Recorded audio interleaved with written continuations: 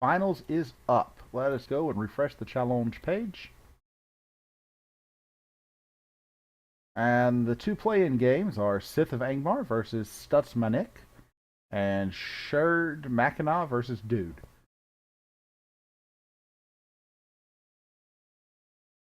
Not the two people getting the buys are Viper and Zaxstrom. I think we've seen at least half of those, or almost 2/3 of those decks already. I'll probably go and try and watch one of the round 2 games that can start right away, like Soka versus Nobody, or Bizarro. Well, maybe not Bizarro Day versus Takuso, because I've already watched Takuso. Hiker versus OG Carrie Potter. Let's refresh and see if any of these have gotten their rooms together yet. I see Hiker, Bizarro Dave, Akusa, Bizarro David has already got his game ready for you. There's Soka.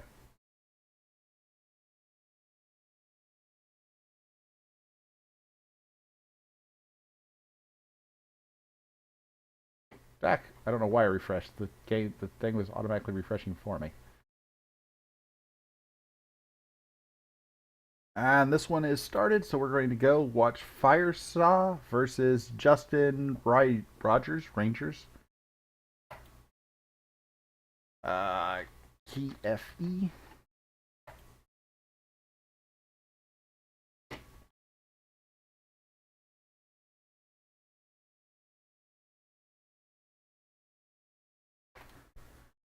Okay.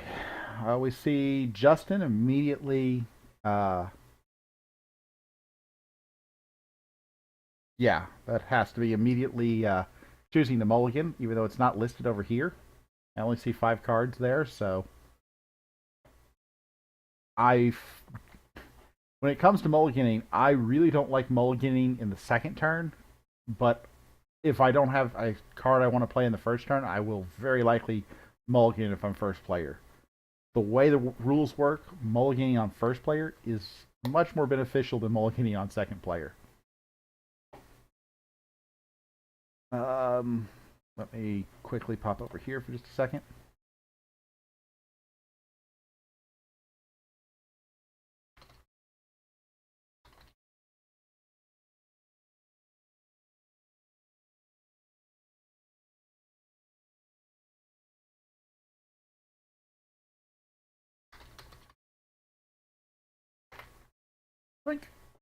Alright, so Firesaw is on Plautius, the Lion of Bishop Point, with Logos, Mars, and Sanctum. And he chose to play the Martianologist on the first turn, which lets him heal or stun a Mars creature.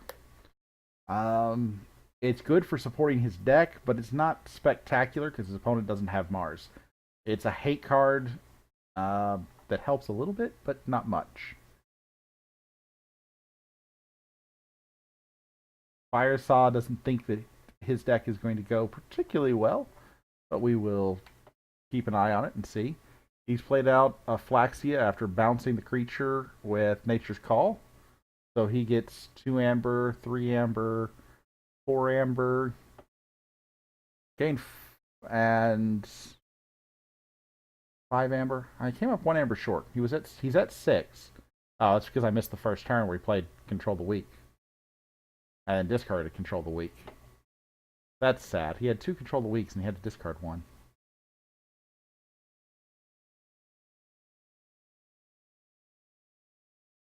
Maybe he played both of them. Yeah, why would you discard 1? Play both of them, call the same faction. So he gets his first key right away on turn 3. Uses Nerve Blast to steal 1. Oh, sorry, that was Justin, not Fires. Oops. Justin, very, very fast, bursty start to this game. Gets his first key forged on his 3rd turn and is controlling the board pretty well. Firesaw blows away Umbra with the Bouncing Death Quirk. That was a mistake on his part. I don't know if Firesaw knows it, but bouncing Death Gork, if you don't have a creature on the board, just destroys an enemy creature, and then that exhausts the text, and that's done. So he could have killed Umbra and then played the Martianologist, and still had the Martianologist on the board. You don't have to have a friendly creature on the board to play Bouncing Death Gork. It is always guaranteed to kill one creature. But then he plays a Titan mechanic, makes his keys a bit cheaper, and gets the Library of Babel to give himself some card draw to hopefully get more options on future Logos turns.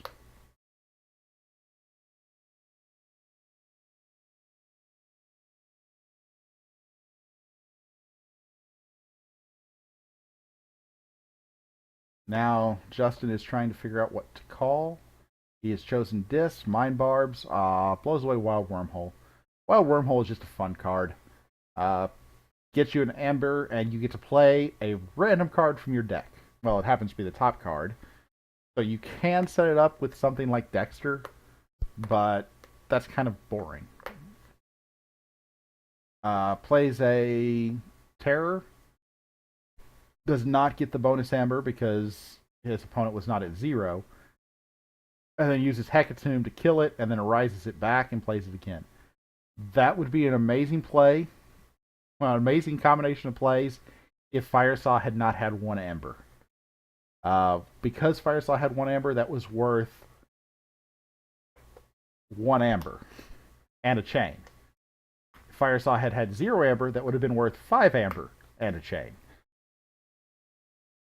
But Justin is not hurting at all for the Amber pool right now. His deck is looking to be pretty consistent with playing actions that generate Amber and really not caring about the board state. I've said it a couple of times. The most common mistake people make in Keyforge is over-focusing on the board.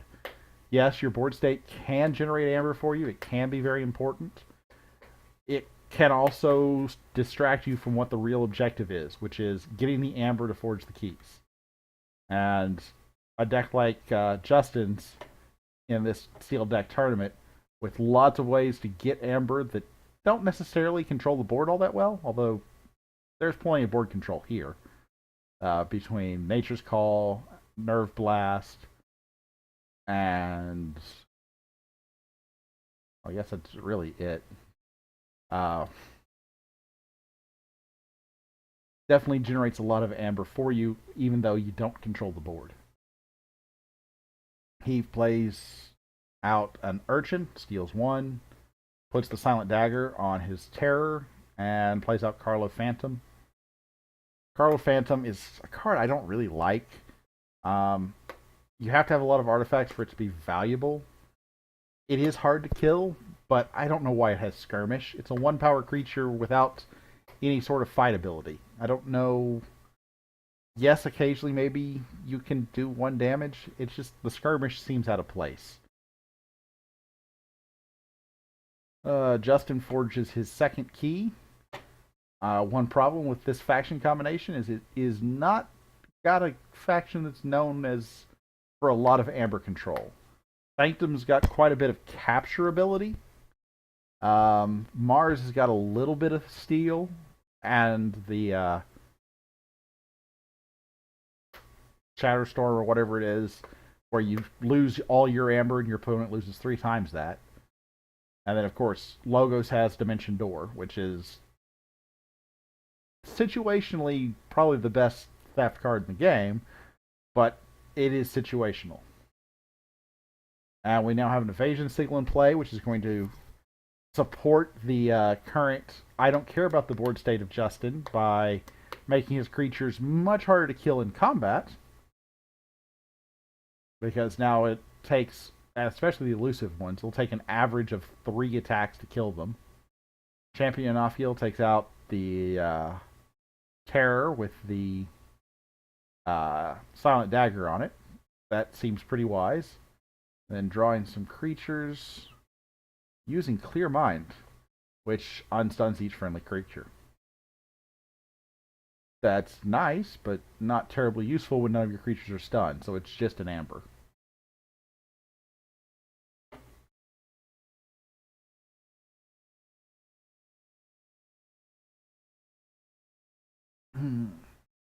So Firesaw has definite board presence and command of the current state of the board. Unfortunately, he's down 2 keys to none, and does not appear to have the amber control that's going to be necessary to contain Justin from getting his 3rd key. I also suspect Justin has some sort of a board clear in Dis, whether it's Hysteria or Gateway to Dis or Key to Dis. He did have a Hecatomb, which decreases the odds a little bit of an other board clear. 1, 2, 3, 4, 5, 6, 7. We've seen 7 of his 12 discards. And we see an EMP Blast being discarded. Oh no, it came from Evasion Signal. Never mind. It did go to the discard. It would have been useful to get rid of these 2 artifacts, but no matter.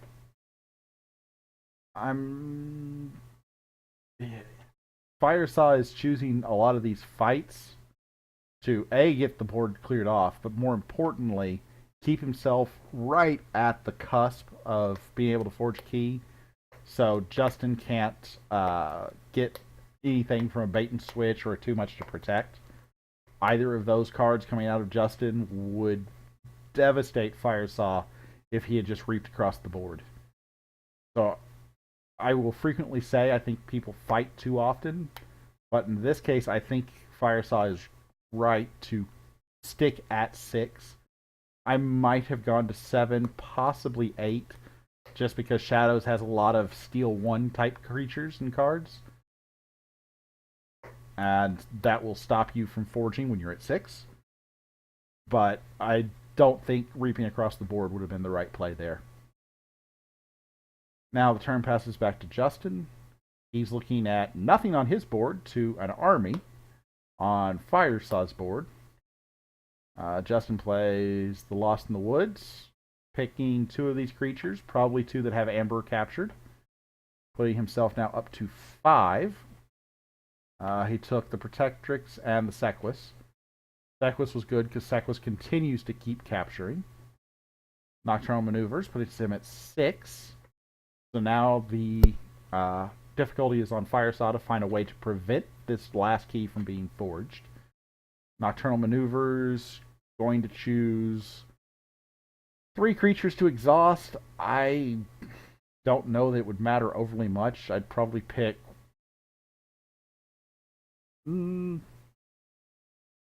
yeah, 2 of one faction and 1 of the other. 2 of the faction that has 4 creatures and 1 of the faction that has 3. So there are 2 ready creatures of each faction. And he plays Witch of the Eye because exactly what he needed was the ability to pull cards out of his discard to his hand. Firesaw is sitting at 0 Amber to Justin 6. Oh, well, he does get to forge his first key. Sorry, I missed that. Unfortunately, I can't see much going to his way. He does kill off the Witch of the Eye, but he still has to get an Amber out of Justin. He could Effervescent Principle. If he were going to have a... Oh, Phase Shift. Phase Shift lets him use any faction's Amber, Steel, or Removal ability to play out a Grabber Jammer. So that can prolong the game. Justin keys now cost 7. So not over yet, but Firesaw, I don't know what he has that can possibly stall this out. And as I said, to honor this kind of format, I'm not going to go back and look at the decks. If this were a constructed, or not a constructed, but an Archon match where everybody brought their own deck, then yes, I'd go and take a look at the deck and say, hey, do you have Effervescent Principle? Do you have Shatterstorm? Do you have... Oh, well, doesn't matter. Justin has a key charge, gets to 7 Amber, and that's the game. The game, you two?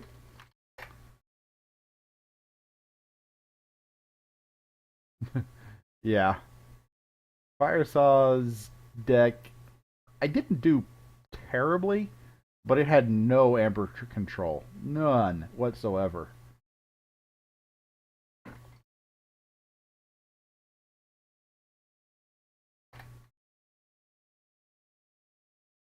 Ooh. Alright, so back over to here. We see that the dude made quick work of Sherd Mackinac. And Cyanide, in a fancy spelling of cyanide, has beaten Mr. I have a lot of N's and C's and Z's in my name. Let's see here. Let us go and see if Zaxxram versus the dude has started. Because that should be right at the start of its game.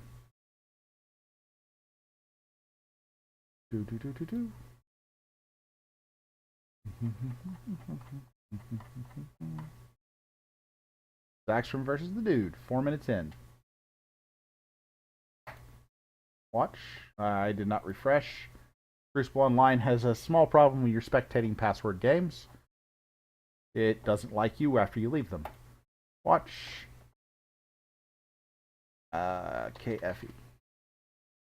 Let me quickly double check and make sure there's no other recently started games.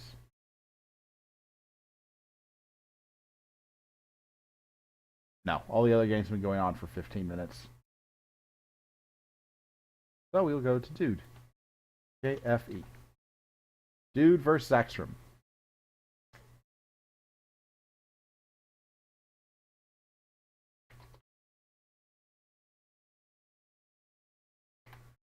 Alright, I believe we've seen both of these decks already once. Well, no, I don't think we've seen the dudes. We've seen Zaxxram's, which was Brobnar, Sanctum, and Shadows. Dude is on Dis Sanctum Shadows. This is my favorite house combination. I don't actually have this house combination in any decks, but it is my favorite house combination. I think it's probably the most powerful without including library access combo. If I discard that combo, I think this is the most powerful combinations of houses. That combo makes Logos, Untamed, Shadows better. If you have that combo. But we see Dude right away as we jump into this game, pulling a lot of Amber with a Ghostly Hand and a Poison Wave. Putting him at 8 Amber going into turn 9. He got up to 11, actually. And was followed up by a bait and switch. But he still gets to forge his second key, putting him ahead to none. Plays out.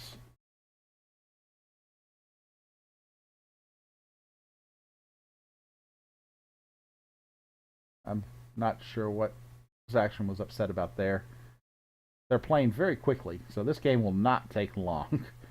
Zaxxram plays out 2 Protectrixes and turns with Redress to capture some Amber. Puts it on the Troll because the Troll is just hard to kill. Calls turn. He's back up to 6.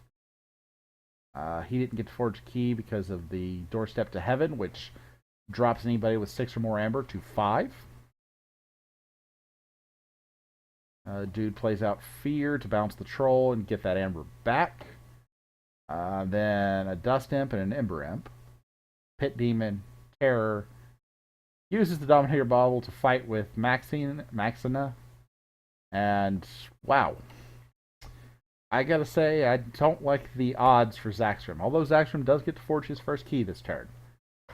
So now we are looking at a very dominant board state for the dude. He uses Relentless Whispers to murder the Ember Imp. That's a wise choice because it kills the Ember Imp, so he gets to steal one, and the Ember Imp is a high priority target because it prevents you from being able to play all the cards in your hand. Plays out Umbra. Not going to do anything this turn, but will be useful in the future.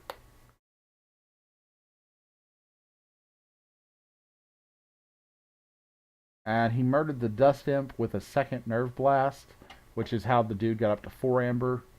And then reaps across the board for another 2.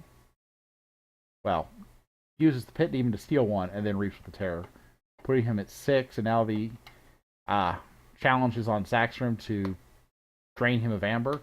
He's guaranteed to be able to stall 1 more turn because of the Shatter Bomb. So no matter what house he calls, he can sacrifice that to drain 2 Amber. That having been said, that doesn't seem like it's going to be enough. The game's not close enough that a single turn stall is going to make the difference.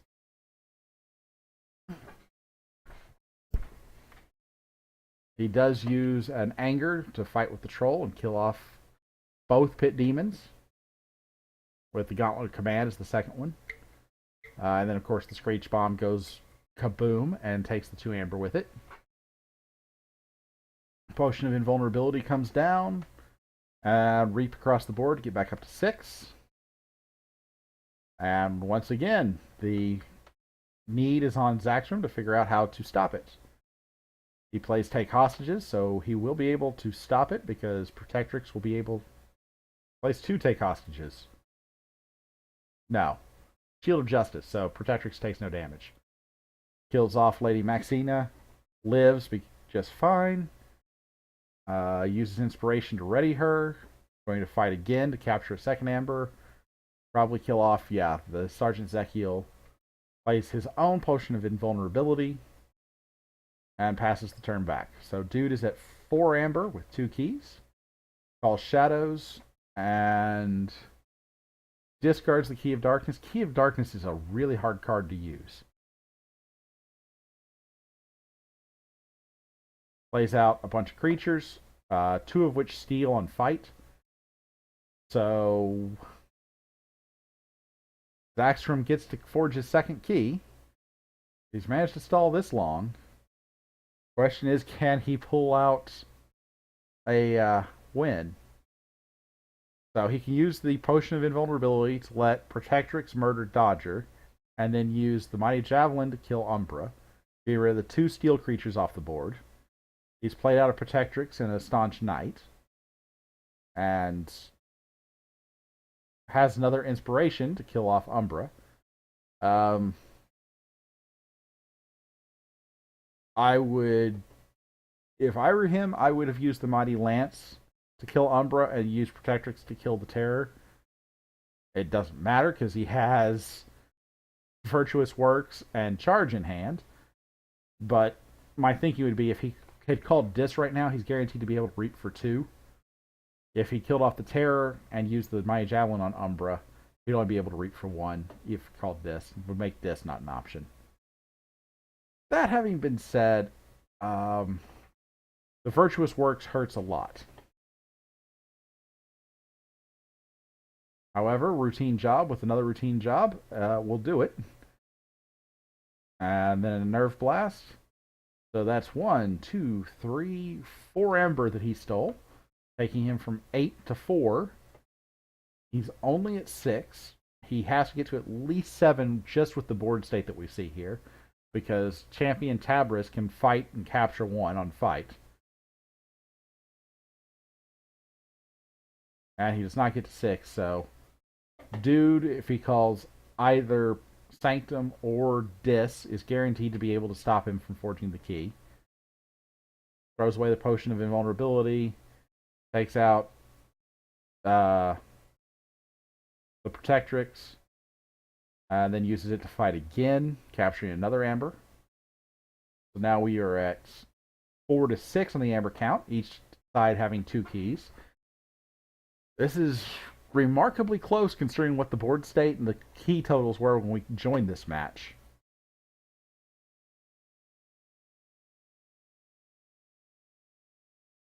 We see Glorious Few come down, giving him the 2 Amber that he's missing. He's still got to figure out how to get some Amber off, and he does that through Terms of Redress, capturing 2 Amber, and then starting to throw some damage onto Champion Tabris. And Cleansing Wave to heal 1 off of each creature, so there were 3 damaged creatures, so that gives him 3 Amber. There were 2 damaged creatures, gives him 2 Amber. I missed an Amber somewhere. Terms of Redress gives him an Amber when he plays it, putting him at 9. And there comes the good game from Dude. Dude concedes. Good game, you two.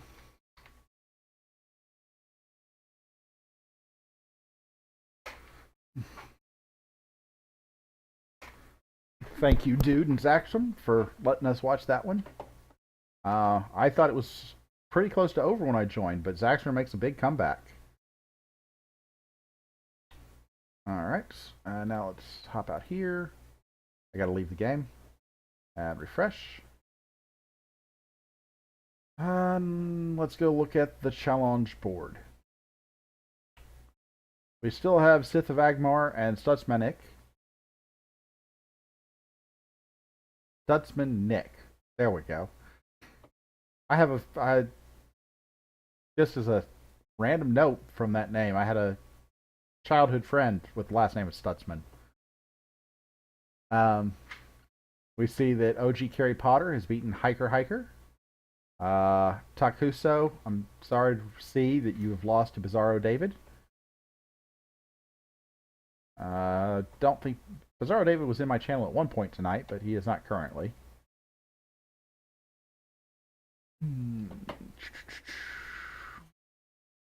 So Bizarro David versus Cyanide. That's the one I want to go see if I can find. So F Bizarro. Right there. They've been in the game for 9 minutes. Wow. KFE. Let's go take a look. Alright, so first things first, FYI, you're on my stream. So they know.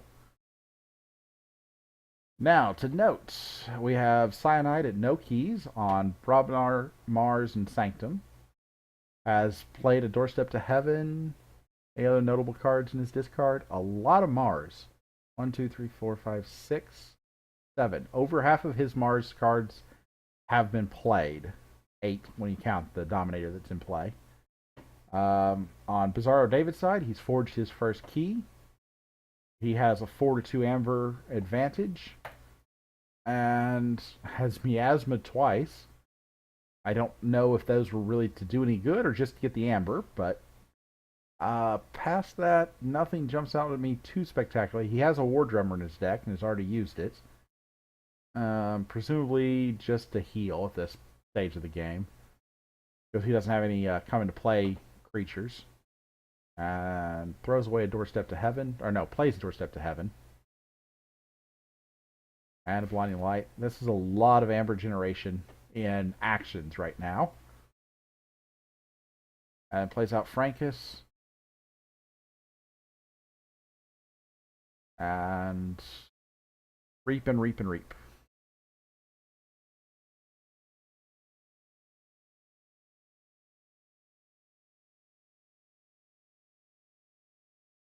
So right now we are looking at Bizarro David with having 8 Amber, ready to forge a key on his next turn.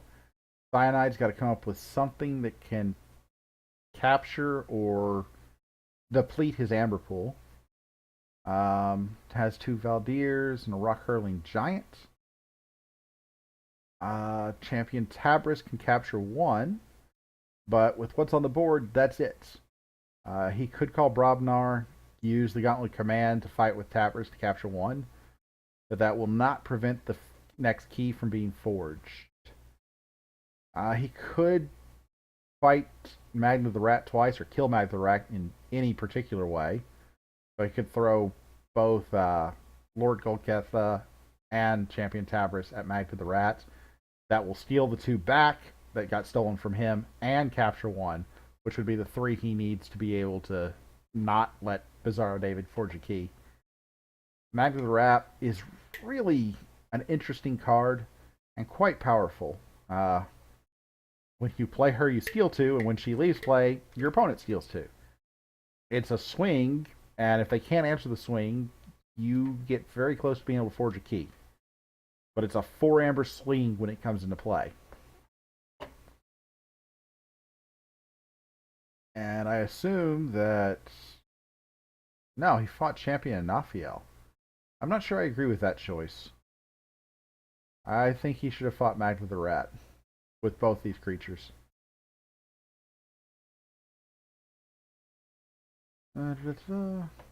Ah. Well, But before fight does some damage and cleans up a creature. But both champion and Ophiels are dead. But Bizarro David is still at 7. Cleansing Wave, he gains a lot of Amber. Cleansing Waves twice. Holy smokes, that's 8 Amber from healing 4 creatures twice. And uses the Hallowed Blaster to finish healing Tabris, because Tabris is important to keep around. But does not stop Bizarro David from forging a key. Yeah, it was a powerful turn. I still think killing Magnet the Rat was probably better. Bizarro David plays the Sting, and that's probably going to be a game-winning play right there. Because on Cyanide's next turn, he's going to let him forge his first key and gain 6 Amber. The Sting is skip your forge a key step. You get all Amber spent by your opponent when forging keys. And it takes an action to sacrifice it. So you have to call Shadows to sacrifice it. And then you've got a turn that they can respond. But you're also calling Shadows. So right now, Cyanide is going to forge a key. Bizarro David already has 5 Amber. He's going to get 6 more from the Keyforge. Now, he won't be able to forge a key next turn because the Sting is still in play. Bizarro David pawn sacrifice to blow up Nexus. He's just trying to get some damage on the board. I'm not entirely sure why, but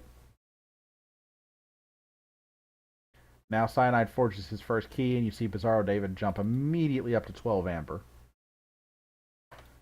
And that's going to be tough to come back from.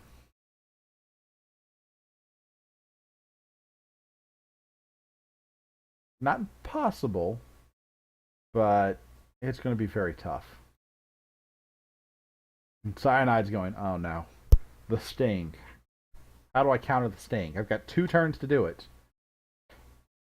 Because the Sting, the Bizarro David's going to call Shadows on his next turn. He's going to sacrifice the Sting and be at least 13 Amber, not counting whatever he can play in his hand, just off the board alone.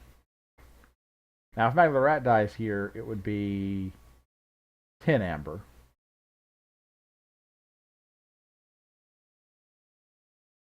Plays the Troll. Oh, his Gauntlet Command's exhausted from the Nexus that Bizarro David used last turn. Valdir. Clear out all the stuns.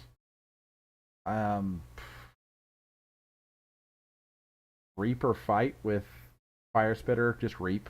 That's probably what I would have done.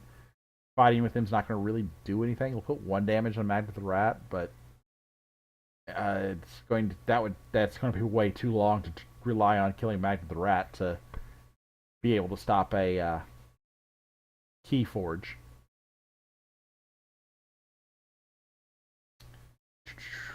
Pop out, check chat channel. I hope everybody is enjoying the stream. I hope my commentary is somewhat useful. We see that Cyanide plays a War Song, which is really just throwing it away. Sorry, he discards. He doesn't play it. And then blows up Magnet the Rat with the Rock Hurling Giant by discarding. Right. Rock Hurling Giant, during your turn, each time you discard a Brobnar card, you may deal 4 damage. And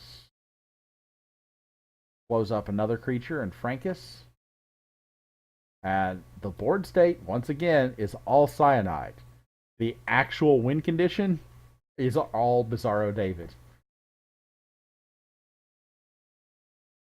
Special Delivery, gains an Amber, plays out a Nexus, which comes into play ready, so he can reap with it, use the Gauntlet Command to clear the stun off of Crump, which is exactly what he does. And now he says, I'm at 12 Amber. Do something. And I don't know what Cyanide can do. He could Doorstep or Gateway or whatever they call it. Doorstep to Heaven. There we go. Has a giant gateway on the card in the picture, but it's called Doorstep. Doorstep to Heaven would do it. Maybe the Mars, sacrifice all your amber, your opponent loses 3 times that. Could do it if he could get a couple of amber going. But if he calls Mars, he's not going to be able to get that amber. He does not have a crump in play.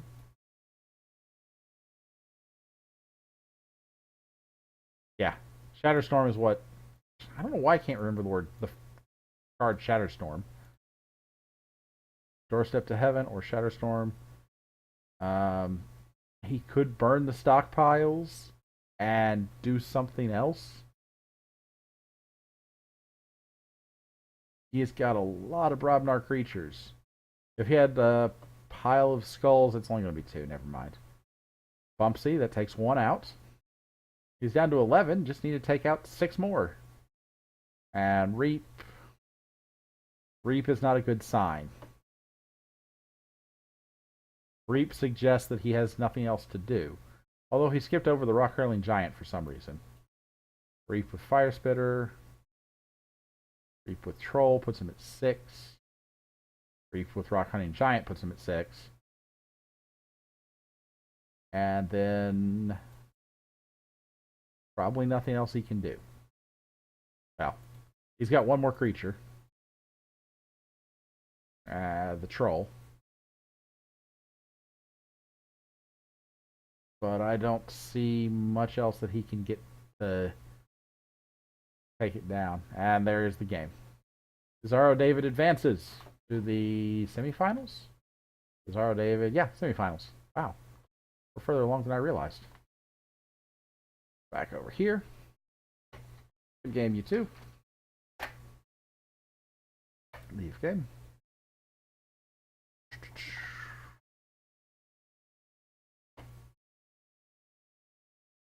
I will take this opportunity to remind you that tonight's event is being sponsored by Orbitz, makers of fine Keyforge tokens, including these very, very fancy, very, very stylish keys.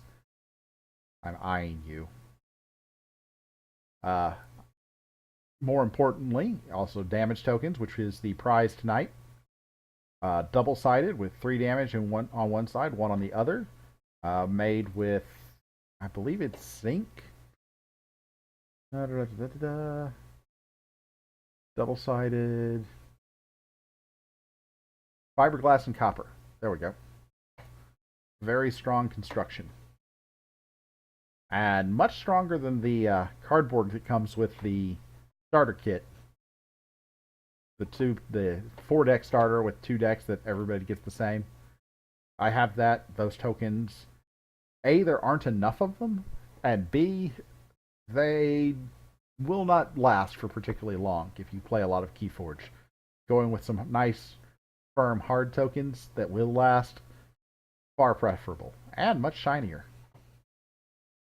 Also sponsoring Keyforge events are Tabletop Legion and the deck boxes that they put out that are of high quality and show your deck name and 3 factions through the box.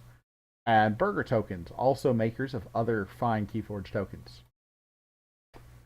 Alright, so let's see here. Looking for Nobody Gaming.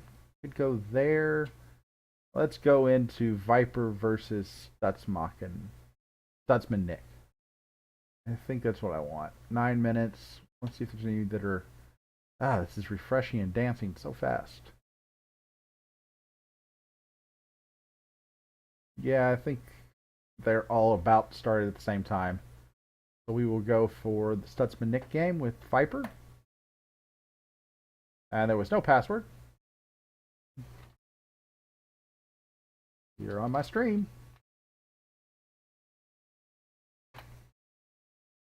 So we've seen Viper already tonight with Dis, Mars, and Shadows.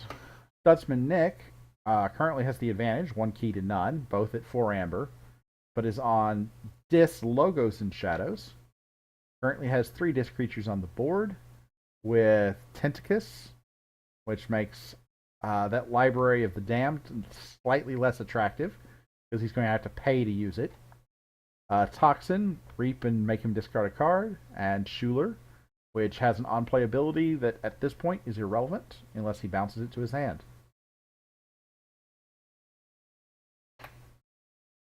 Um, the board states look to be about even. The Pit Demon deals 1 on action. Charette has the 3 on it captured, so if Charette dies, Stutzman Nick is immediately in position to be able to forge a key.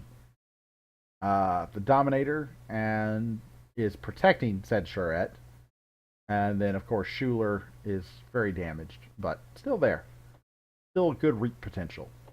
Viper is sitting on 6 amber, so unless Stutzman Nick pulls out something to be able to steal or capture, like old Bruno, well, I guess he played old Bruno, so it's now a moot point. Viper is now seen on 3 amber, with 3 of his amber having been taken by old Bruno. And we have the 1 Shadows card that can archive. So there is now an unknown card in the archive for Stutzman Nick. Probably not a Shadows card. Probably. Could be Bait and Switch, because Bait and Switch wouldn't have been particularly good when he played it. Could also be an Arise, saving it for later in the game. Could be Library Access, trying to build up a big turn. Who knows? Have to wait and see. Actually, we'll probably never know exactly what it was, because he'll pull it into his archive and then play it, and we never get to see it. So, there's that. But right now, Viper is trying to decide what to do. Looking at his options, he's got a decent enough disposition on the board. See, the word dis, so many words start with it. So there's another pun for you. Disposition. That having been said, he's played 5 of his discards. So, more than likely, he doesn't have a lot of dis in his hand. Yeah, he's played also 5 of his Mars, 6 of his Mars. So he could have a couple of dis. Could have more, but statistically, his hand is going to be dominated by shadows. Schuler blows up Umbra, not surprising. Poltergeist blows up the Skeleton Key. Probably puts 1 on the Dominator, if I had to guess.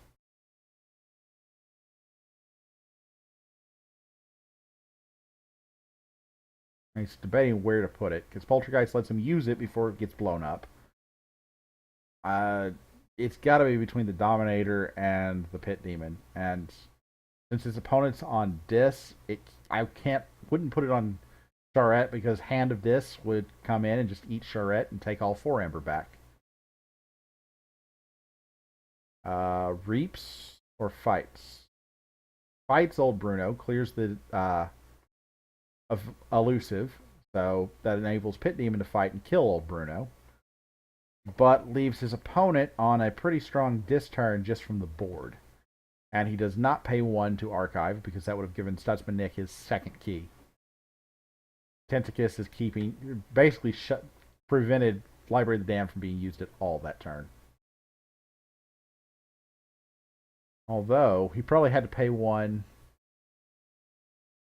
It's not listed, but he should have had to pay 1 for the Poltergeist, too. Because the Poltergeist is use an artifact, and Tentacus says you have to pay 1. I wasn't paying attention, and Tentacus's effect does not get recorded in the log, which is a shortcoming of the Crucible Online.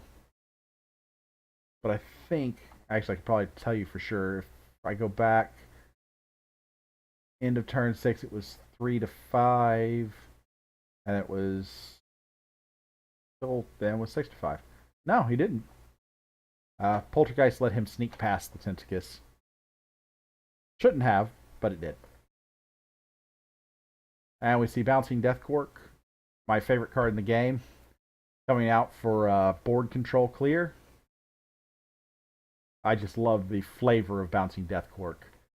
It reminds me of the bouncing ball from Men in Black, that instead of everybody managing to dodge, just murders everyone. And we see Viper being able to forge his first key here. But Stutzman Nick is at 10 amber, which is now all on Drumble, making Drumble a very annoying card, and right now a very high priority kill target. Unfortunately for Viper, Drumble is pretty easy to kill. It is elusive, but it's well worth taking the 2 attacks to kill it. If he calls Dis, he can attack with Toxin, take no damage, and then murder it with Tentacus. Because it's important to remember that Elusive, no damage is dealt by either of the creatures when it's attacked. So if Toxin attacks it, of course, Drumble takes no damage, but Toxin also takes no damage. So you can use your highly damaged creatures to clear off the Elusives. And Stutzman Nick does call Dis. I think we are going to see exactly that. He plays out a Schuler. Viper has nothing to steal. Plays out a Guardian Demon, which lets him redistribute damage on play, fight, and reap. Oh, he doesn't even have to do that. He can redistribute Toxins 2 damage to the Drumble and immediately get back to 10 without having to use the 2 fights. And Toxin kills off a Nerve Blast from the hand with the random discard. And Tentacus should just reap. Oh no, Tentacus kills off the Succubus. He wants that one more card in his hand. And now Viper is looking at a world of hurt. Because Stutzman Nick has 11. Bait and switch would be very powerful right now. It would be equalizing to 6 and 5 in favor of Viper. Past that, we see a Mars call. Grabber Jammer makes his key more expensive, so it will now cost him 7. And then, is that Biomatrix or is that Jammer Pack? That's Biomatrix back up. This card has been errated. It's the only currently errated card in the game. The word may has been struck from the card, and it will always go into the owner's archive.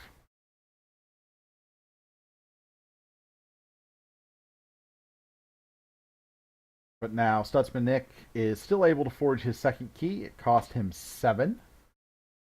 But that is no problem when you have 11 in your pool. And he's going to call Dis again. Not surprised given the board state. He can redistribute 2 damage from Tentacus onto Grabber Jammer. And it's actually dealing. It's not moving the damage around. It does remove it and deal it. So the armor does apply. If it were something like move 2 damage from a creature to another, it would bypass armor. That mechanic doesn't exist, but if it did, it would. And we see Tentacus, or Schuler, murdering the Grabber Jammer, and Grabber Jammer going immediately into the archive. And I didn't see a delay for Stutzman Nick to make the change, so the Crucible Online may have already been updated with the errata from earlier in the week, or last week. This is Monday, isn't it? Holy smokes, this is Monday. I'm closing on a house tomorrow. I'm going to move to a new house. Viper picks up his archive, plays out the Grabber Jammer, which was what was in the archive from the Biomatrix backup. So Stutzman Nick's keys now cost 7. He's still got to drain another Ember. Shatterstorm, he loses 1, so Stutzman Nick loses 3. Would have been better if he could have gotten 1 more Ember to make him lose all of his Ember. Well, not all, but 3 more. He'd be at 1 from losing 6. But that does delay the inevitable. Well, I'm saying inevitable. I've seen comebacks before. In fact, we saw one earlier on the stream. But it's not looking good for Viper right now. Stutzman Nick just calls Dis once again. Redistributes the damage around from the Tentacus, or no, from the Schuler, to get enough onto Grabber Jammer to try and murder it. He reaps with Toxin, takes out the Collar of Subordination. Oh, that would have been nice.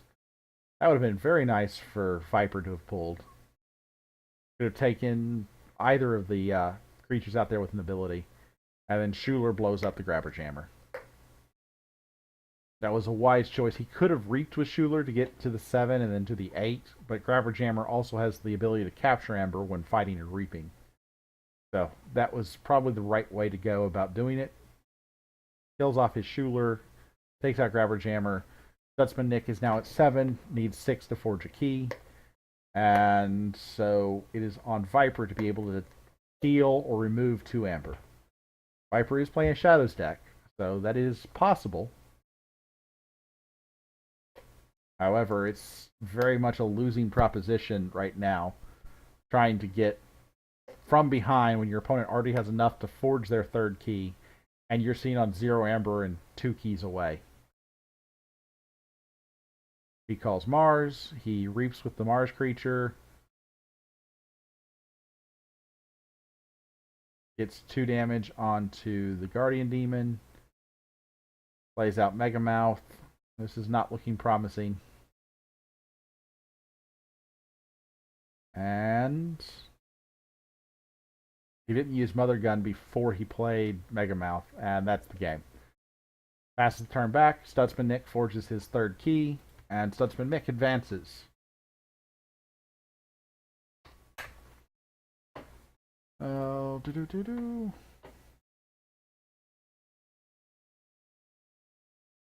so that was here. Stutzman Nick is going to go against OG Carrie Potter. We've got Zaxxron versus Justin Ranger or Rogers, but I'm going to follow this match because when this match is done, the next one will start. When this match is done, we're waiting on the entire chain over here. So we're going to go to Stutzman Nick versus OG Carrie Potter. And probably follow the winner of that one into the semifinals. Probably should go to sleep. Somebody tell me I should go to sleep.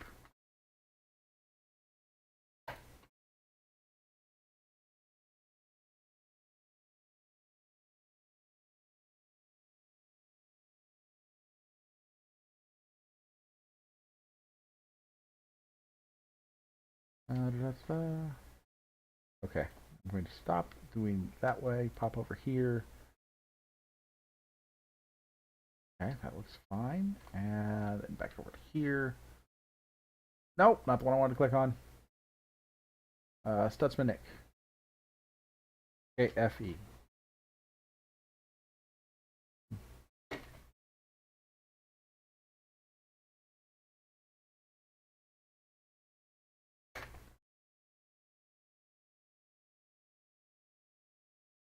Alright, here we have Stutzman Nick, who we just finished watching, against Carrie Potter.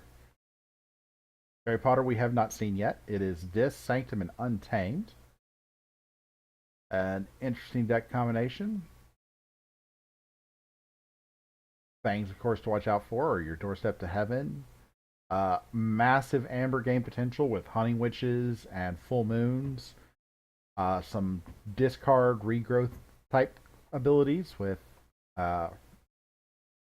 Rebirth and Witch of the Eye and Nepothene Seed. But turn 1, Carrie Potter drops down a Dust Imp. Sorry, Ember Imp. Meaning Stutzman Nick has to kill it or is limited to just 2 cards. Now, if his opening hand, well, he mulliganed, so it's entirely plausible he doesn't have more than 2 of a given house anyways in his opening hand. So he plays out a Bat Drone and a Quixo. His next turn will almost certainly be called Logos if that board state persists in this position. And the Ember Imp probably didn't hurt him because those were probably his only 2 Logos cards. When you get down to, when you mulligan your first hand and you're going second, sitting on 5 cards really can limit your options. More times than not, you will not have 3 cards of a faction. Carrie Potter plays out a Murmook and a Nocturnal Maneuver to exhaust the 2 skirmishing creatures that were sitting there waiting to kill the Ember Imp. And discards the Key Charge because it is just way too early in the game for Key Charge to have any value. Using Key Charge to forge your first key is generally not a great idea. Oh, and Stutzman Nick throws down a Gateway to Dis to clear the board. That's going to let him play out more than 2 cards, but that was an expensive board clear. He killed off 2 very strong creatures that have Skirmish and Logos of his own, just to be able to get rid of the Ember Imp. And take the 3 chains. I'm honestly not sure I agree with that. I probably would have held or discarded the Gateway to Dis and played out my 2 Sanctum creatures, not Sanctum, Dis creatures, and waited for a more opportune moment. I think that Gateway to Dis was too early. I think it's going to hurt Stutzman Nick quite a bit.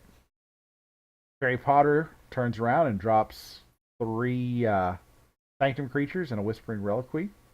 Whispering Reliquary is a nice artifact control artifact. You can keep something locked down when you're calling Sanctum and just bounce it to the hand every turn, with everything that entails, taking up that slot that you had used to play out from in your hand over and over again, if you don't call the same house that you're getting bounced. However, since Stutzman Nick currently has no artifacts, it's not going to do him any good. Harry Potter also played out a Sequus Vault Keeper. Vault Keeper can be very important when you see your opponents on shadows. And a Raiding Knight, which Stutzman Nick was at 0 amber when it was played, so it did not actually get to capture anything. But Sequus and the Vault Keeper are both very important creatures here. Although Tentacus will still require him to pay to use artifacts, if he had an artifact worth using. And once again, you see a situation where Sanctum has a decent board state, and you're just calling Sanctum to use the creatures. Plays take hostages, will probably fight and kill Toxin, and I'd leave Tentacus alone. I mean, you could fight it and kill it with both the other creatures. It's going to take 2 fights. It's not worth it. I'd rather reap and get 2 amber here. It would also kill off the Vault Keeper.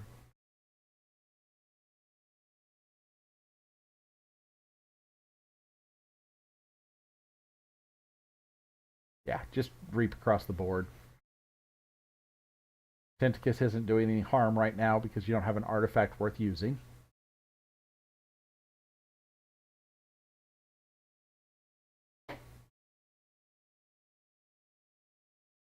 Ramsey's Ray, I sort of did. I made it to the finals in the Friday tournament with Una Spring Cardine Tiger, and then I lost in the finals to. I'm drawing a blank on who it was I played. Wow, I really am drawing a blank. One moment.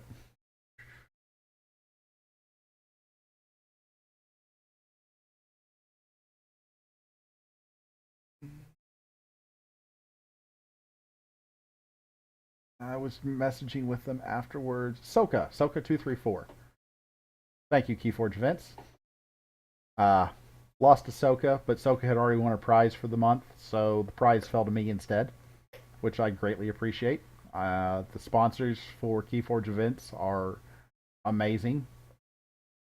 Their products look very solid and high quality, and the fact that they're willing to sponsor and try and grow the community is greatly appreciated by, I hope, everybody in the community. I mean, this event tonight had over 32 players and has been an amazing field deck tournament with real prizes, even though there's no entry fee going to the winner. This is going to be my opportunity to once again plug Orbits. Orbits is the one providing the prize for tonight.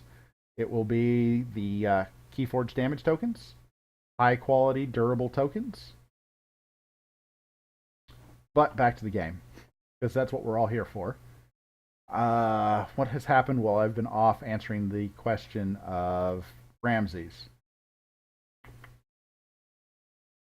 Ooh, we have Stutzman Nick playing a library access, trying to get back into it after the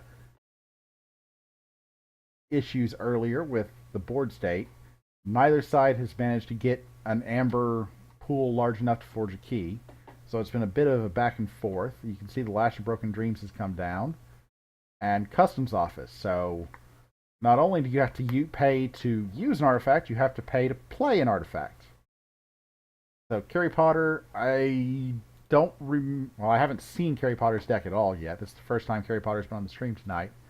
So we don't know how many artifacts are in this deck, but any artifacts are a liability at this point, unless they have an amazingly powerful effect. Flash of Broken Dreams could be beneficial just to stall, but it's going to cost you 1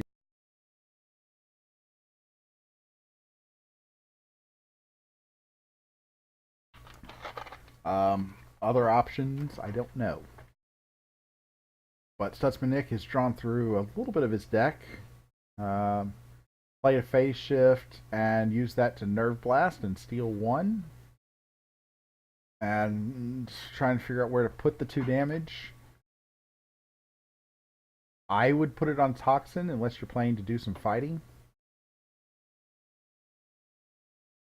I don't know.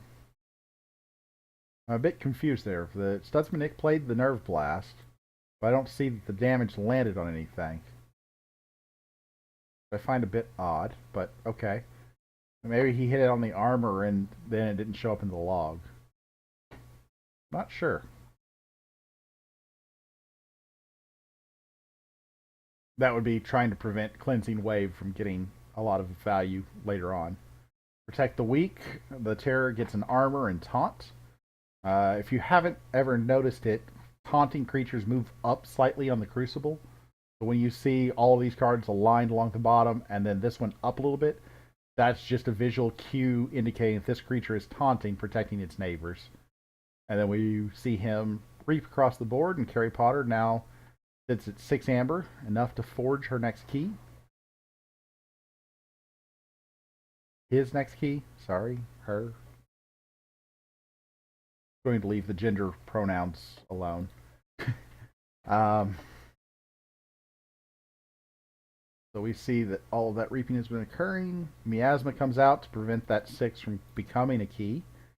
So that's still stalling out, trying to find the right answers.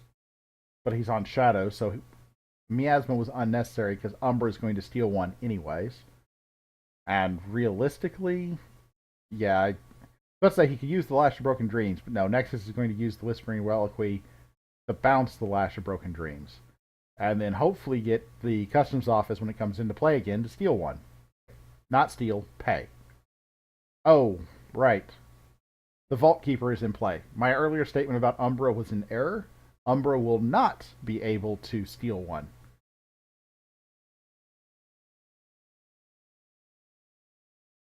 Vault Keeper is an important card to remember is on the board, because I've only hit it a couple of times when I've been playing, but at least one of the times I forgot and had a turn planned out on Shadows to keep my opponent from winning that just failed miserably. Because most of the Shadows turns like that, you're going to be stealing some Amber, and nothing worked.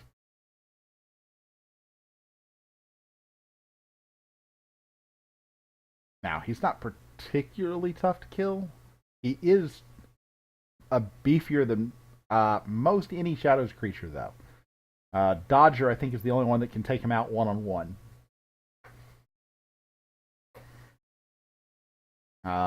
Well, no. Dodger and the Asp. The Asp can do it. Because the Asp has poison and enough damage to bypass that armor. We see a Charette come down to keep Stutzman Nick from getting his key off of the 6 amber. Also played a Toxin. Having 2 Toxins on the board is a scary proposition for Stutzman Nick. Because that's 2 cards out of his hand every turn. And if he throws down a Succubus, that hand size gets down to the point of being really too small to recover from. But he's using Toxin to fight and clear Nexus's elusive. And then the Terror will finish off Nexus. Because Carrie did not want Nexus reaping and using the Lash of Broken Dreams to stall a turn there. Pretty wise. Stutzman is going to choose Shadows. He needs a way to kill off the Vault Keeper so that he can steal. Alternatively, another old Bruno could come down. We know that he's going to be able to stop it because of the Skeleton Key. Using the Skeleton Key will let him capture 1, and that will drop Carrie to 5. And once Carrie's at 5, that means that the key will not be forged. That's when Nick plays out another Umbra, increasing the need to kill the Vault Keeper. Uses Hidden Stash to archive a card. I have no idea what card is archived. It's almost certainly not a Shadows card. And there's the skeleton key to capture an ember and keep Carrie from getting the first key. Wow, we are now almost 8 turns into this, and nobody has managed to forge their first key yet. This game is going back and forth, back and forth. Right now, you have to like Carrie's position. Having 2 toxins on the board means that you can just reap across on all of the disc creatures and control Stutzman's options via discard. That having been said, toxins are not the beefiest of creatures. Yes, I know that Stutzman Nick doesn't have a great way to kill them because unfortunately Umbra is only 2 damage, not 3. But he could use both Umbras to fight the toxins and start to get the board control back. And you see that he's starting to fight the Charette. Umbra to fight Charette and Reap. And he just played the other Umbra, so. Mind Barb takes out Control the Weak. Oh, that's gotta hurt. With this board state, Control the Weak into Untamed would have been ideal. Yes, Carrie Potter probably has a handful of Untamed cards, but at least the board state wouldn't be dominating you. And he follows up with an Annihilation Ritual. Oh no, he discards the Annihilation Ritual. Does not want his creatures being removed from the game. That's probably wise, given the board state. Carrie Potter, if the Annihilation Ritual were in play, could start just trimming his deck down and inevitably ending up in a position where it doesn't really have an option on what to do.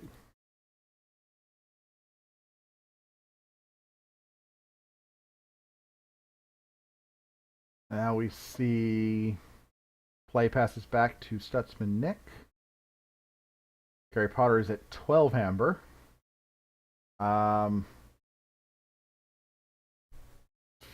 Effervescent Principle could be useful. This doesn't have a lot of amber steel. Or amber reduction, rather. Shadows isn't going to be able to do it with bait and switch because bait and switch is a steel effect. Yeah, the Vault Keeper is just destroying Stutzman Nick's options.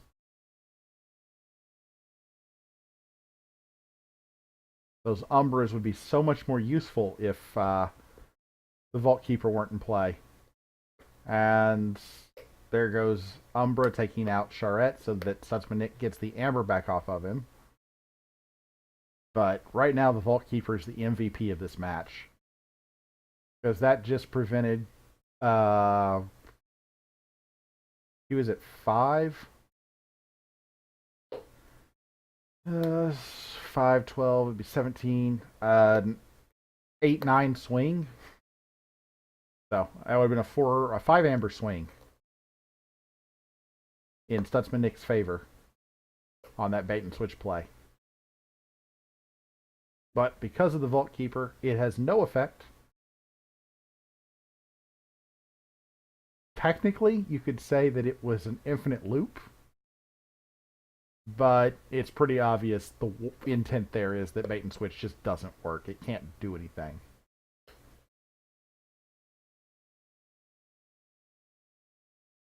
Because the conditional on the repeat this effect is always true.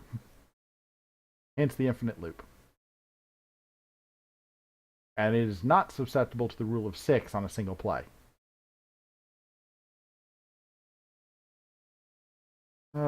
So Carrie Potter does manage to forge the first key of the game, putting him up 1-0, and calls Untamed. I'm surprised with that. I probably would have called Dis, made his keys cost 9, and discard 2 cards.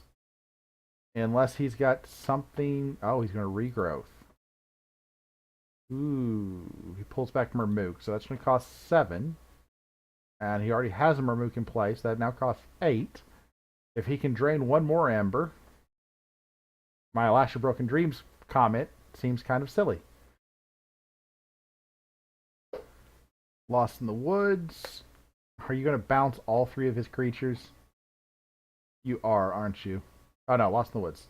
That's not crud. There's an untamed card that returns creatures to their owner's hands up to 3, and I'm forgetting what it's called. Probably because it's after 11 o'clock my time. But yeah, Lost in the Woods will shuffle 2 of them back in. Obviously, the one that has all the amber, and then an Umbra, because that's the only other option. Harry Potter plays out a Niffle-Queen, making those Marmooks a 4-power creature instead of 5. He bounced his Niffle-Ape and the Terror into his deck. And this board looks pretty solidly in favor of Harry Potter.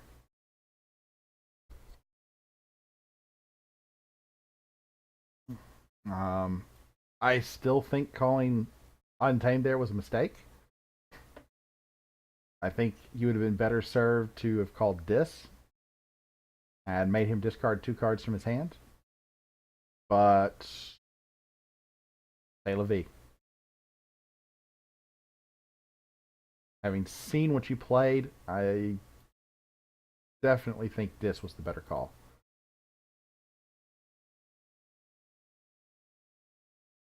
Harry Potter discards Whispering Reliquary. Oh. The worst thing Stutzman Nick could have taken out. I don't know about worse, because I don't know what else is in Carrie's hand, but Whispering Reliquary is, in this match at least, a pretty low impact card. Gongoozle.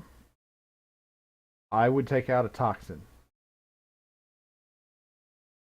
I mean, it's less important now, but he hits a Marmook. Marmook lives because of Niffle-Queen. So that causes the discard action to trigger from Gongoozle, taking out the Succubus. And plays out Nudge and a Lash of Broken Dreams. And Harry Potter will forge the second key. So this match just needs Carrie to get a little bit closer. He calls Untamed, plays Vigor to heal the Marmook, which gives him the bonus at Amber. So that's 2 Amber right there.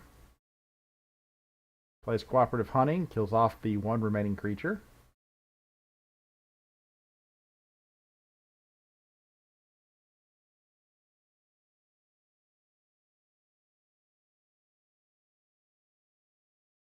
Reap. Puts Carrie at 7. And now Stutzman Nick is faced with a very bad board state. He just played Dis last turn. So if he calls Dis again to use the Lash of Broken Dreams, he probably has very little card support in his hand. Does use the Lash of Broken Dreams. Stalls a turn. Probably not going to matter. Schuler will let him steal, or no, it won't let him steal 1 because the Vault Keeper is in play. Vault Keeper, MVP this game. This game would be very different if the Vault Keeper were dead right now. Guardian Demon pops down. Can redistribute some damage if he wants from Raiding Knight. I think it's the only thing that has damage on it. I don't know that it's worth doing. I mean, sure you can. It just doesn't seem to do anything.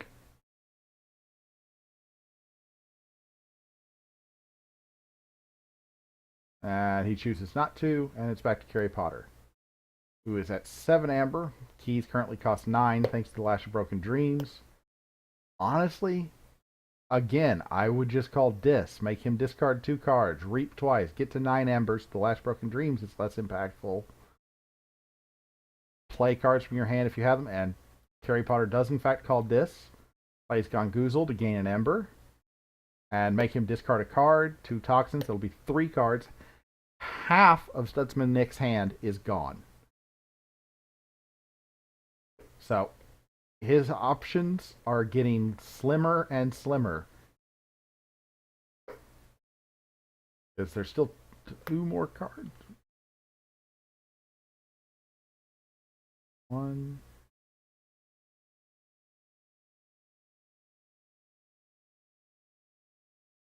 And then he uses a Rise to pull back all of his disc creatures from the discard. And yeah, Harry Potter's now at 10 thanks to the Terror. After playing the Charette to capture all the Ember. That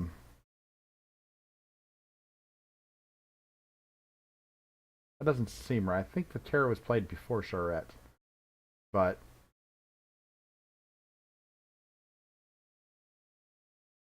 barring a miracle here, I think this is game for Stutzman Nick. He does get to stall a turn with Effervescent Principle. Plays out the Archivist.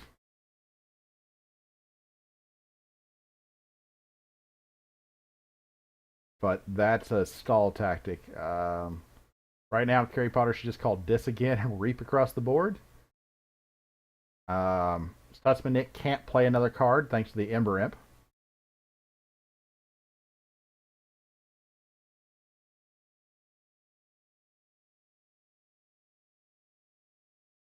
Harry Potter's talking about the misplay. I think that's back on the bait and switch, but honestly, Stutzman Nick has never been in a great position to take out the Vault Keeper. He's had a few turns, I think, where he could have used Dis to do it and fight, but the Vault Keeper should have been a much higher priority for him to kill.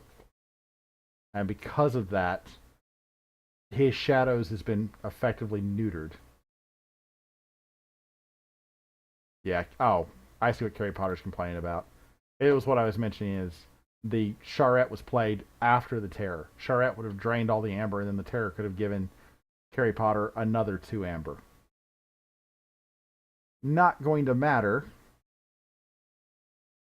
With the Succubus and 2 Toxins, Stutzman Nick is at 2 cards in hand. Has a board that can't do anything to drain Amber. Lash of Broken Dreams, but Harry Potter's already at 10, now 11, as he finishes reaping across the board. And yeah, I don't see that there's going to be much that Stutzman Nick can do. Oh, good, a Fear. He'll have 3 cards in his hand. That's good, right?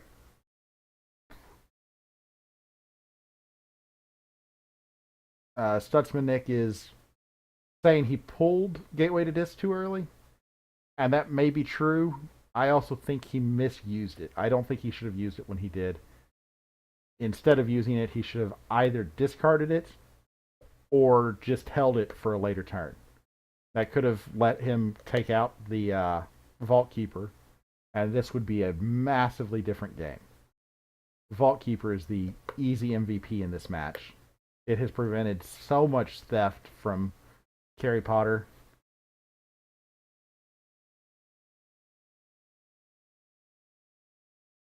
It was definitely played early. It was obviously drawn too early in the game for him. But sometimes you've just got to accept that you have to hold a card. And Gateway to Disc gives so much power when played at the right time. Taking the 3 chains and killing off 2 of your more powerful Logos creatures was, I think, a mistake early on. And it's just gone downhill from there with the Vault Keeper.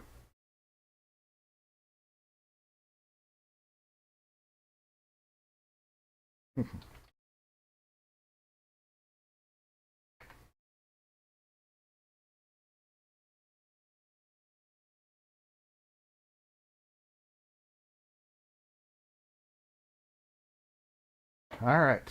I believe there are now 2 games left in the tournament. I might as well stay up and stream them. This one is not over yet, but I'm going to be going into Harry Potter versus Bizarro David because that game is just starting, and then it will be the final, so I don't expect this one to still be going by the time that one's done. So let's... Oh, nope. I gotta leave this game.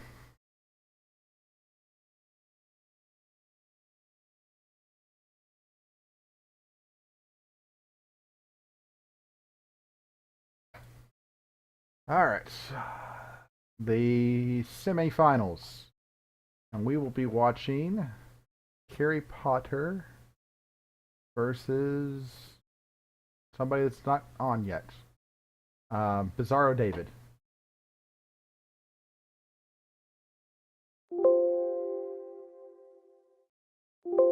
They have not started their game yet, so this will be a good opportunity for me to once again remind you that tonight's tournament is being sponsored by Orbitz, makers of fine Keyforge tokens.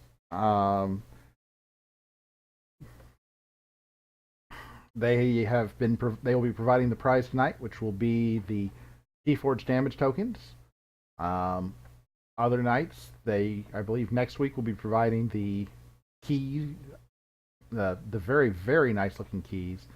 You can also get some fancy gold plated amber tokens.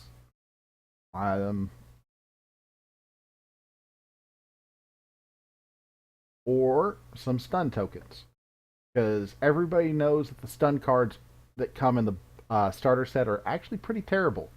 For starters, they're cards and they cover up the entire thing. You put a stun token on top of a creature from the starter set, it's a card. You can no longer see the creature's power, how much damage it has. You have to move it on, either move the damage on top of it or constantly be picking it up. I think that's probably the biggest thing that I disliked about the starter set was the stun cards, because they're terrible. They shouldn't have been cards, they should have been tokens. This fixes that. You place the stun token on things, it's very clear what it is, and you can still read all the card text and know what's happening. So, very, very wise to replace your stun cards with stun tokens. And then, of course, damage is the thing that you use probably more than anything else, and there's not enough damage in the starter set to reliably spread out across all your creatures. So, augmenting that with new damage tokens is very, very wise. Also, sponsors of Keyforge event are Tabletop Legion and Burger Tokens. Now let's go see if Carrie Potter has found the game yet. Yes, Carrie Potter versus Bizarro Dave. And we do KFE and watch.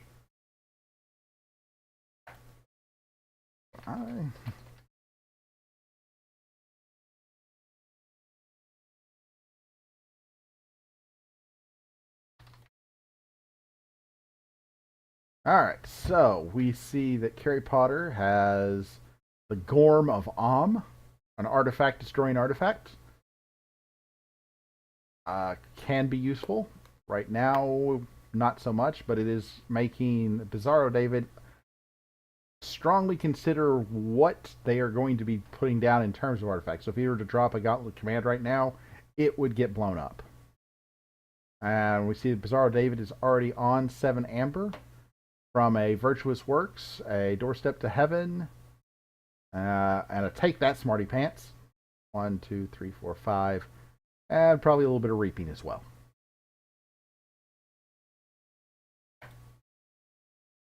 Carrie Potter plays out a couple of creatures. Cooperative Hunting to put 3 damage. I'm going to assume on Crump.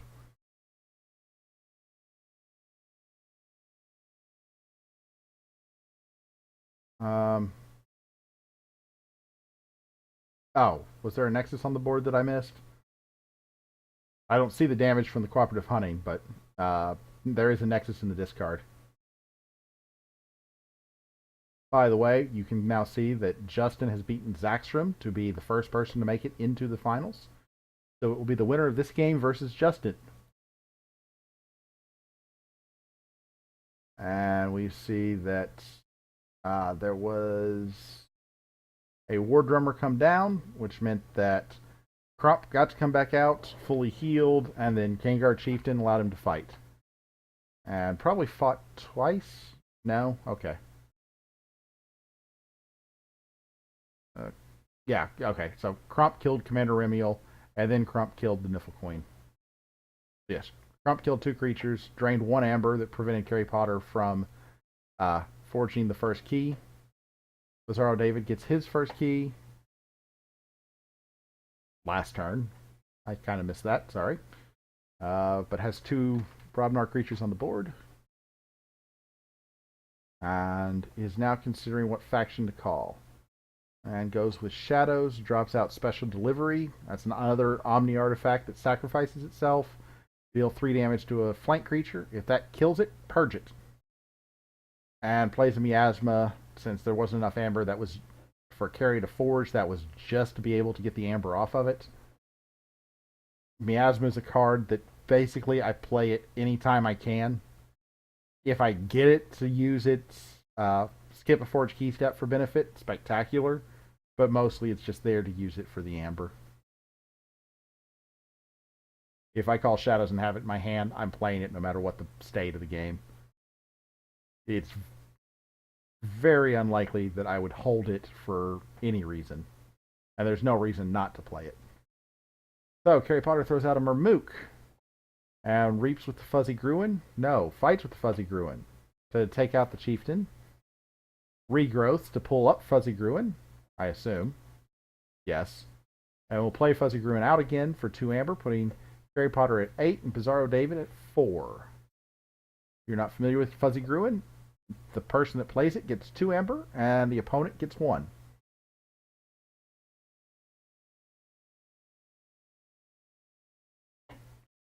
Now we have a decent enough board state with the Dominator Bottle, giving him options.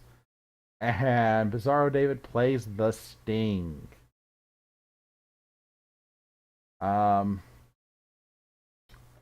That's problematic.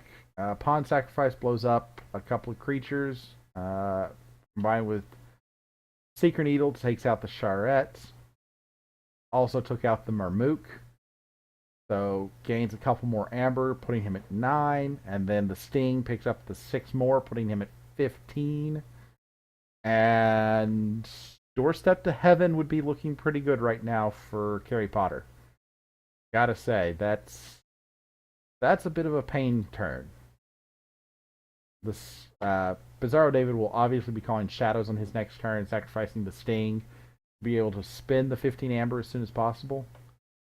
He could have the Shadow Key in his deck.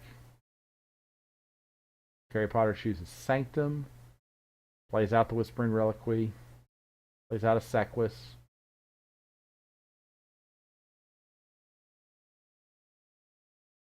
Is probably debating the Gorm of Om. Obviously, you don't destroy the Sting here. The Sting is doing good things for you right now. Cleansing Wave gets discarded because there's no damaged creatures. Don't want to hold it in hand, hold up that spot when you can try to be getting Doorstep to Heaven. You get an extra turn to draw it. I'm assuming that Kerry Potter has it in the deck. That's not a valid assumption. There are plenty of decks that do not have it, even though they have Sanctum. Skeleton Key. Cynthia, I'm not sure why you asked about Skeleton Key. There hasn't been a Skeleton Key played this game. It's probably in reference to something I said, but I'm drawing a blank. Bizarro David plays out Mag to the Rat, steal 2. It's now sitting on 17 Ember. And passes the turn back. And declares check, by the way. In case you didn't notice, he's a bit over 6 Amber. Oh no, Cynthia. I was talking about the action that lets Shadows forge a key at plus 9 cost, and then if your opponent has 0 Ember, at plus 2 cost instead.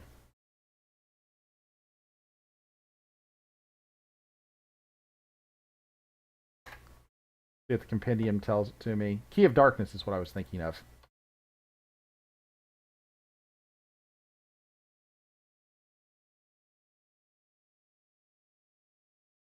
This key. Forge a key at plus 6 current cost. If your opponent has no Ember, forge a key at plus 2 current cost instead. Now back to the game. The Sting is obviously gone. Kerry Potter's throwing out some disc creatures.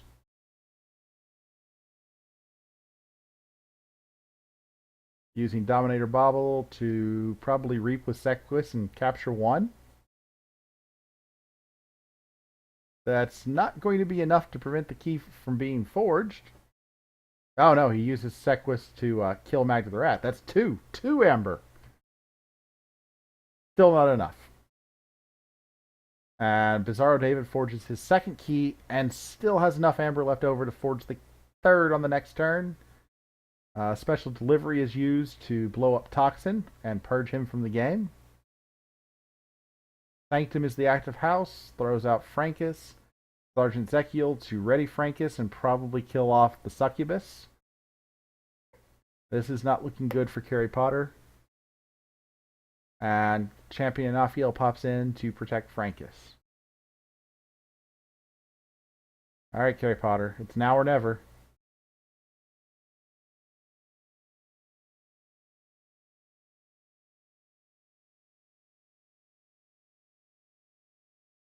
Do you have a way to drain 4 amber from Bizarro David? If not, unfortunately, this is a very quick game for you.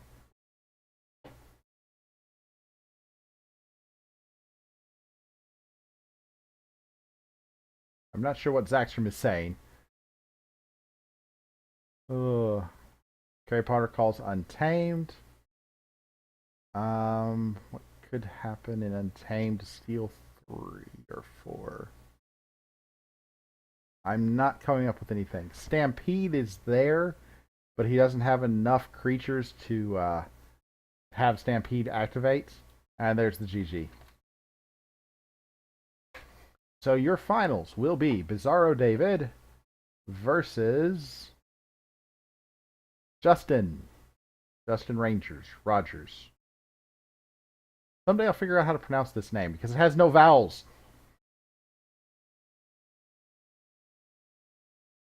Pop out. Now, for all the damage tokens, we have Justin versus Bizarro David.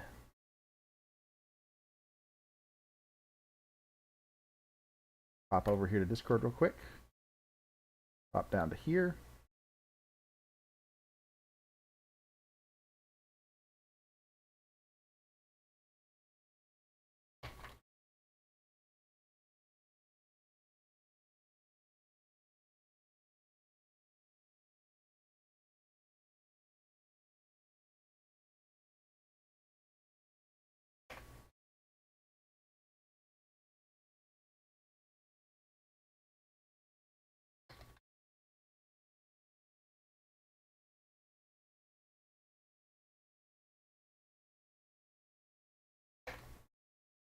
All right, last match. Pop over to here. F Bizarro. Looking for Bizarro David. Wait. This room appears to be empty. It has no player in it. How about this one? KFE.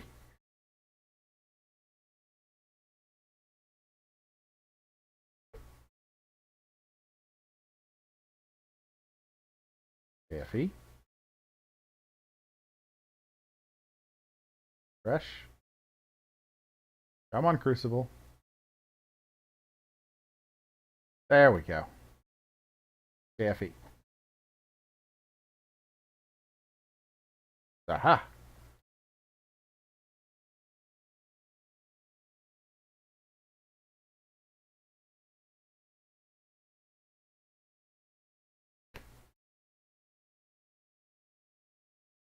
Alright, so these are the final 2 decks. We have Yara, Throne Road Cutthroat, Dis, Shadows, and Untamed, piloted by Justin. And we have Kukor Agro Yelp from the Wretches Bunker, piloted by Bizarro Dave. And he leads out with the Champion Anafiel. Very strong card, hard to kill. Gives him options to murder cards on the follow-up turn. Like, I don't know, Witch of the Eye. Flaxia is pretty strong here. Witch of the Eye gets the way of the bear. I probably would have put that on Flaxia myself, just because you have to know which of the eye is going to get killed. So if you want any value out of it, putting it on Flaxia gives you at least a chance to have an assault attack later on the Witch of the Eye. Witch of the Eye is almost certainly just going to get murdered. We see Loot the Bodies come down on a Brobnar turn with a Headhunter. Take that, Smarty Pants. Gaining an Ember. Blood of Titans on the Headhunter, and a Bumpsy to drain an Ember off of the opponent. He is not going to kill the Witch of the Eye, which is okay because the discard has no cards in it, but I still think Witch of the Eye will not last very long. So if he doesn't call Untamed, Witch of the Eye gets another turn to be killed. If he does call Untamed, he could do something like play Full Moon, pull Full Moon back and play it again. Or play Nature's Call, pull it back into his hand. Play it again for an extra Amber. You don't have to return any creatures. It's up to 3. Yep. And he just plays it again, gaining an Amber, putting him at 6 with a much more dominant board state. Because right now he can just Witch of the Eye and Nature's Call over and over again and lock Bizarro David out of the game. Bizarro David does not have an action that can kill off the Witch of the Eye. This is over right here. Mag of the Rat steals 2. Pawn sacrifice on Mag of the Rat to kill Witch of the Eye. Okay. So Justin gets to forge his key, unsurprisingly, but because of the pawn sacrifice play, Witch of the Eye goes away, and the game is not locked. That would have been a very disappointing final game, is to have Witch of the Eye and Nature's Call just lock Bizarro David into a position where he couldn't ever make progress.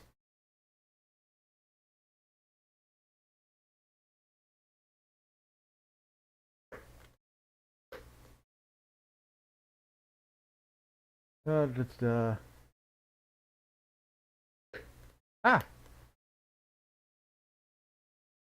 to know, Keyforge events. And you're right, player hurt. With nothing in the graveyard, he probably had a backup plan, and as we saw, he did with the pawn sacrifice, but that was still a bad potential. Now, Bizarro David has an interesting board position where he has a Seeker Needle and 2 creatures that can be killed with it. But he calls instead Sanctum and uses Glorious Few to gain a couple of Amber, take hostages to gain an Amber, puts himself at 6, and is ready to go.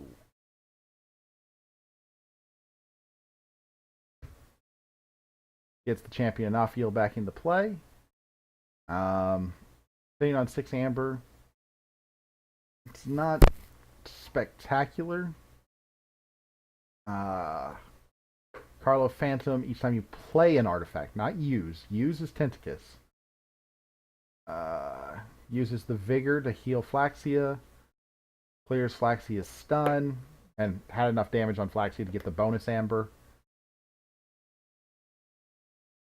And so Flaxia is no longer in danger of being murdered by a Seeker Needle.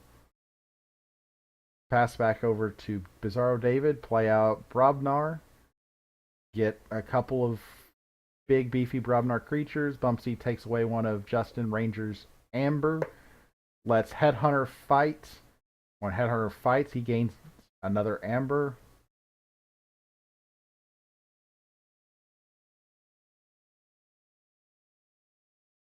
And one there. Oh, that was just lose one. Yep. Okay. So now we are tied up at 1 key each. 1 Amber to 2.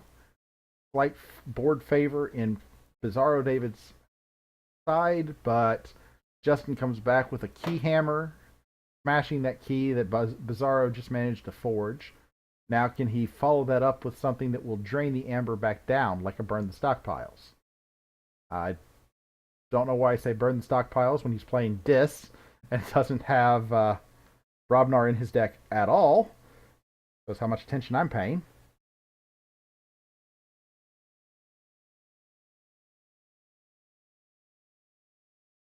And Bizarro David just immediately reforges his key. So that was just a small stall play. It didn't really amount to anything.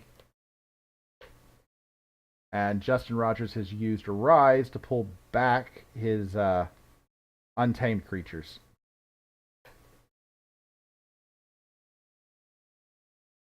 Seeker Needle blows up Carlo Phantom, which means Bizarro David has called Shadows, uses Miasma correctly. Despite what I said earlier, some people actually do get to use Miasma to force a skip when the opponent has 6 Amber. Chooses to discard Speed Sigil. Speed Sigil is one of the cards that I have the hardest time evaluating. In the right deck, it can do some amazing things, but it is so risky to play and let your opponent get whatever reap abilities on play that they want.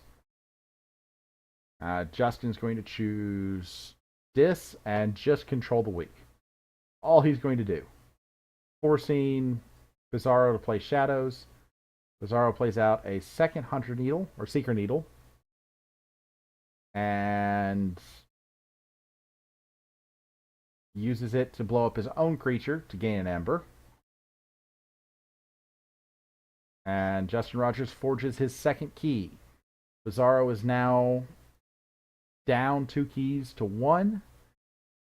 4 Amber to 1 Amber on the board. Justin plays Lost in the Woods, freeing up 2 of those creatures on Bizarro's side, losing the board state that Bizarro had. Flaxia is played again. Unfortunately, that was a misplay. Flaxia should have been played second. Would have given Justin 2 Amber. Because Flaxia was played first, before the Witch of the Eye, the creature totals were equal, and the bonus Amber did not happen. Reverse that order, and you get 2 more Amber on Justin's side. Bizarro plays Doorstep to Heaven just to get it out of his hand, and the Amber, Glorious Few, and Virtuous Works. Lots of Amber generation right in a row. Plays the Sergeant Zakiel to let Grainguard Chieftain murder the Witch of the Eye once more. And now we're back to Justin trying to figure out how to keep Bizarro David from forging his second key when he's sitting on 9 Amber. Alternatively, how to get enough Amber to forge his third key. He's going to call Shadows. Does he have a bait and switch? He plays the Evasion Sigil.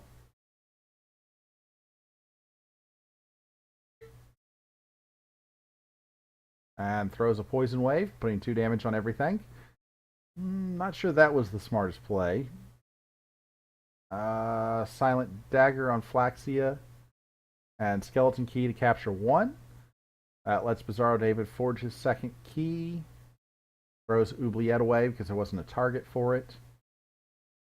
So if Bizarro David calls Shadows, he can kill Flaxia. And get functionally 2 Amber.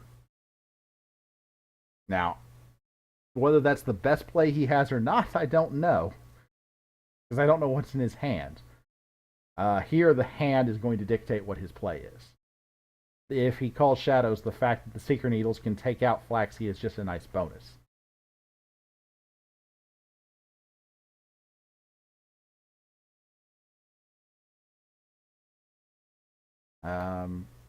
Calling Sanctum to fight with Sergeant Zakiel doesn't do any good. You would just be reaping for 1. So if it's based upon board state alone, you call Shadows. But it's not a significant enough effect from the board state to make it worthwhile to call Shadows over something that's more useful in hand. The question to Bizarro David is, what do you have in your hand? And it's possible there's nothing good in your hand. If you have 3 or 4 of a house that's not going to be immediately helpful, is it worth it just to throw those cards out there or throw them away to cycle your deck to draw something that's better? That might be able to stop Justin from forging a key on his next turn.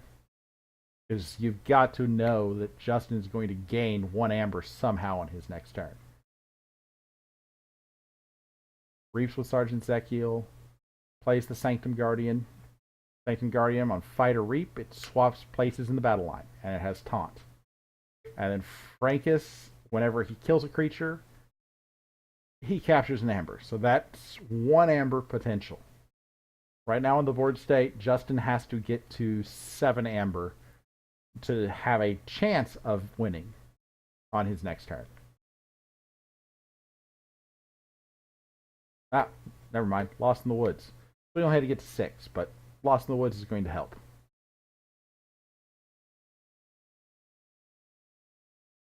And Key Charge to win.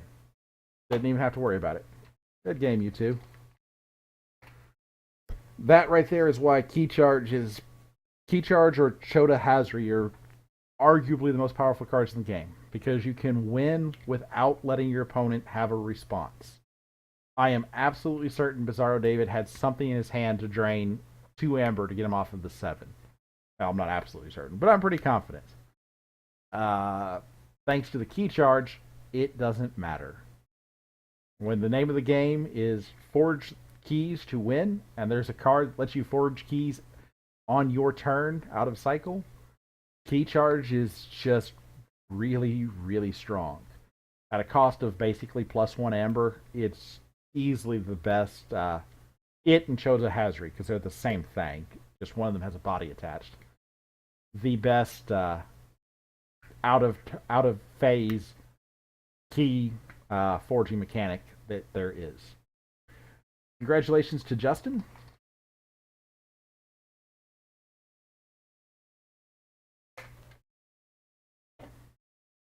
And thank you all for watching the tournament tonight.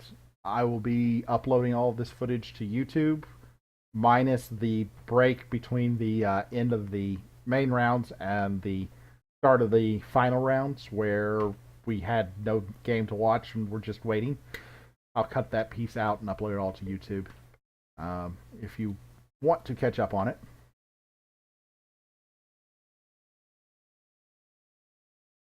Sigil. What did I say, if not sigil? Huh.